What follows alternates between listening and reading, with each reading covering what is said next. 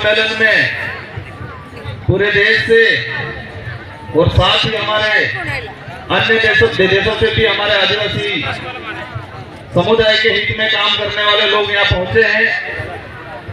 कई जनप्रतिनिधि भी आए हैं और इस कार्यक्रम को हम सबने मिलके सफल बनाया है। लगभग सफल होने की कगार पे जा रहा है और ये एक ऐतिहासिक कार्यक्रम है। आज लगभग मैं लंबे समय से इंतजार कर रहा था, क्या बोलना था वही संचालक महोदय जी बार बार कह रहे थे, वही याद रह गया मुझे। कह रहे थे कि राजनीतिक बातें नहीं होनी चाहिए। सही बात है, हमारे समाज में जब राजनीतिक घुसी और हमारा समाज बिखर गया, आजादी से पहले हमारे समाज के लोग सामाजिक मुद्दे को लेके एक हो जाते थे, लेकिन स्वतंत्र भारत के अंदर सामाजिक कोई मुद्दा आता है तो वहाँ राजनीति देखी जाती है और राजनीति इतनी खतरनाक घुस गई है जिसको हम छोड़ भी नहीं सकते। मैं इस कार्यक्रम में आया कल रात को लगभग 9 बजे के आसपास, तो वहाँ गेट के अंदर वहाँ आसपास साथी पूछ रहे थे, किसी ने कहा ये विधायक आए हैं, तो वो पूछ रहे थे कि कौन सी पार्टी से हो। उस भाई ने कहां से विधायक हो ये नहीं पूछा, क्या पूछा, कौन सी पार्टी से हो। मतलब गेट में घुसे तब से ही राजनीति शुरू हो गई। ये राजनीति कितनी खतरनाक है। जब मैं विधानसभा में विधायक के तौर पे मेरी 84 की जनता ने मुझे भेजा, तो हम विधानसभा के अंदर गए। इससे पहले हमने पढ़ा था कि संसदीय जो व्यवस्था है, इस व्यवस्था को कि हर विधायक को एक समय मिलता है निश्चित, हमारे प्रावधान होते हैं स्थगन के बिल पे, कटौती प्रस्ताव, हर चीज पे उस प्रावधान के अकॉर्डिंग नियम के अनुरूप उसको बोलने का अधिकार दिया जाता है, लेकिन वहां पर भी राजनीतिक हो जाती है। जब मैं शुरुआत में गया तो लगा कि छोटा सा बच्चा मतलब लड़का आया है तो बोलने दिया, फिर पता चला इसके वाला नहीं जमने वाला है, तो वहां भी मेरे साथ राजनीतिक हो जाती है। जब बैठे रहते हैं हमारे बिल पे बहस की कोई बात होती है तो देखते हैं हमारे सभापति के यूट के बाहर पेशाब करने कब जाएगा, तब मेरा जानबूझ के नाम ले लेते हैं और फिर कहते हैं कि यार आप कहाँ चले गए थे। तो वहां पर भी राजनीतिक हो जाती है। और मैं कल 8 बजे से आया हूँ, सुबह 11 बजे से इस मंच में यहाँ बैठा हूँ और अभी मैंने यहाँ सूचना पहुंचे हमारे साथियों ने, तो मुझे लगा यहाँ पर भी राजनीतिक हो गई। ये राजनीतिक बहुत खतरनाक चीज है, लेकिन फिर भी हम शेड्यूल एरिया की बात करते हैं। ये शेड्यूल एरिया में आता है, मैं शेड्यूल एरिया से जीत के गया। हमारी जनता को ये समझाना पड़ेगा, हमारे जनप्रतिनिधियों को समझाना पड़ेगा कि पार्टी की टिकट से विधायक नहीं बनते, आदिवासी समाज का सर्टिफिकेट लगाएंगे तो विधायक बनेंगे। अगर कोई भी जनप्रतिनिधि जो विशेषकर शेड्यूल एरिया में है, रिजर्व सीट से है, वो पार्टी की टिकट लगा दे और शेड्यूल एरिया का सर्टिफिकेट और आदिवासी होने का प्रमाण पत्र नहीं लगाता है, तो क्या वो चुनाव लड़ पाएगा? तो महत्व किसका है? किसका महत्व है? आदिवासी समाज के सर्टिफिकेट का महत्व है, शेड्यूल एरिया का महत्व है, न कि पार्टी और टिकट का महत्व है। और ये बात हमने दिमाग में डाल दी तो जितनी समस्याओं के लिए बात हो रही है वो सारी समस्याओं का समाधान हो सकता है। ये दिमाग में डालना पड़ेगा। हमारे पास ताकत क्या है, उस ताकत को भूल गया हमारा समाज। हमारे भाई गाड़ी खरीदने जाते हैं, पूछते कितना हॉर्स पावर किए, शब्द क्या यूज करते हैं, हॉर्स पावर। हॉर्स मतलब घोड़ा। घोड़ा इतना ताकतवर होता है, घोड़ा ताकतवर होता है, लेकिन उसको बचपन से जो इसको पालने वाला रहता है इसको ऐसा बना देता है कि वो सिर्फ शादी ब्याह में नाचने का ही काम करता है।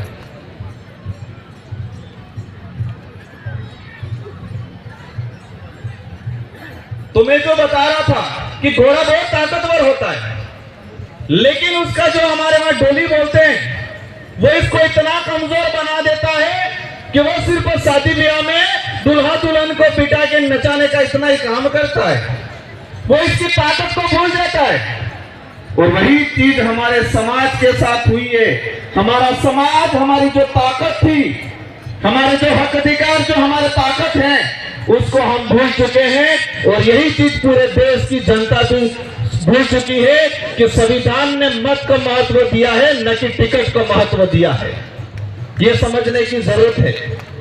मैं जब विधायक चुन के गया और मैं एक हमारे पूर्व वक्ता बता रहे थे, मुझे किसी ने टिकट नहीं दी, आदिवासी समाज ने सिलेक्शन प्रणाली से मुझे चुन के भेजा और हम एकमात्र विधायक हैं जो आदिवासी समाज की सिलेक्शन प्रणाली से चुन के गए हुए हैं।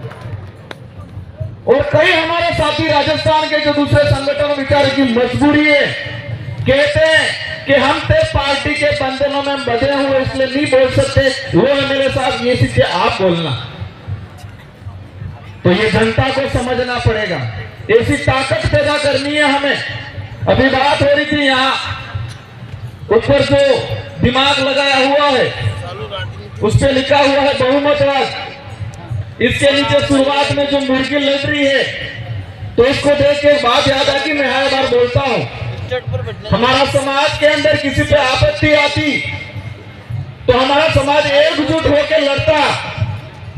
इसके समूह पे आपत्ति आई, ये लड़ रही है, लेकिन वर्तमान में आपने मुर्गे देखे होंगे बाजार में, और वो मुर्गे देखे होंगे व्हाइट वाले ब्रॉयलर बोलते हैं, एक ग्राहक आता है, एक को निकालता है, तो क्या दूसरी लड़ती है? क्या दूसरा वो व्हाइट आते हैं ब्रॉयलर, वो लड़ते हैं? नहीं लड़ता है, वो दाने चूसते रहता है, कहता शांति शांति शांति। अगर कोई भी आदिवासी को नक्सली बोलेगा उससे एट्रोसिटी मुकदमा दर्ज हो, ये अभियान चलाए और ये पूरे देश में चलाना पड़ेगा। अगर कोई आदिवासी को नक्सली बोलता है, आज मैं विधायक हूं, 2018 से पहले हम चुनावी व्यवस्था में नहीं आने वाले थे, हम पे आरोप लगे कि ये नक्सलाइट, लोग पता ही नहीं नक्सलाइट क्या होता है, एबीसीडी भी नहीं पता। हमारे जिला मुख्यालय से रिपोर्ट चली गई 18-20 जगह की कि ये नक्सलाइट गतिविधियां फैला रहे हैं। मजबूरन होकर राजनीति में आना पड़ा और समाज ने सिलेक्शन प्रणाली से मुझे चुन के, हमारे एक साथी को चुन के विधानसभा में भेजा, तो चुप हुए। एक पत्रकार ने भी बीच में गलती से लिख दिया था कि इस इलाके में नक्सलाइट गतिविधियां, लगभग 4 जिलों के अंदर 30 से 40 थानों के अंदर उसके खिलाफ परिवार दर्ज करवाया, हमने दिया, माफी मांगने लग गया। आज छत्तीसगढ़ के अंदर में बीच में जाके आया, हमारे दादा बता रहे थे 22 साल की बच्ची हथियार उठा रही, क्यों उठा रही हो? हम उनको कह रहे थे ये तो नक्सलाइट लोग हैं, झारखंड वालों को बोल रहे थे नक्सलाइट लोग हैं। गुजरात में कुछ होता है, यहाँ पर हुआ ये मामला, हरण्य दस्तेवाड़ा अभ्यारण्य वाला हुआ। देश के अंदर कहीं पर भी आदिवासी समाज के साथ अन्याय होता है, हमें एकजुट होकर आना पड़ेगा। और हमें एकजुट होकर नहीं आए तो मन से हम बोल देंगे, हम आप तालियां बजा देंगे, मामला खत्म हो जाएगा। आदिवासी समाज आने वाले समय में गर्त में चले जाएगा और आदिवासी समाज की आने वाली पीढ़ी हमको माफ नहीं करेगी। इसलिए आदिवासी को जगाना है, राजनीतिक पार्टियों से जनता चयन करके भेज देगी। धर्म व्यवस्था से चीन की तरह कि आदिवासी समाज के अंदर कौन सा अच्छा लीडर है, कौन सा अच्छा आदमी है, उसको पकड़ते हैं। पकड़ने के बाद उस व्यक्ति को सुबह शाम मानसिक गुलाम होने का डोज दिया जाता है। और वो डोज कैसे देते हैं आपको बता देता हूं। और डोज होने के बाद हमारे जो पढ़े लिखे कर्मचारी कैसे बन जाते हैं वो बता देता हूं।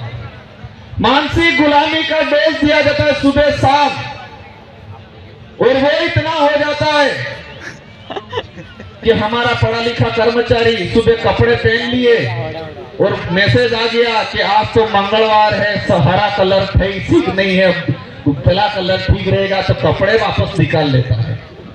ऐसा मानसिक गुलाम बन गया है। हमारी मैडम ने सुबह उठ के कपड़े पहन लेती है स्कूल जाने के लिए, लेकिन ग्रुप में मैसेज आ गया कि आज मंगलवार है या बुधवार है, ये कलर ठीक नहीं है, ये दाल ठीक नहीं है, तो दाल बनी हुई को छोड़ देते हैं। ऐसे मानसिक गुलाम बन गए हम लोग। तो मानसिक गुलाम बनाने वाले यंत्रों से सावधान रहना है, ऐसे संगठनों से सावधान रहना है और आदिवासी को बचाना है। आप सबको अंत में खूब खूब जोहार। जय आदिवासी, जय भारत, जय दिल प्रदेश।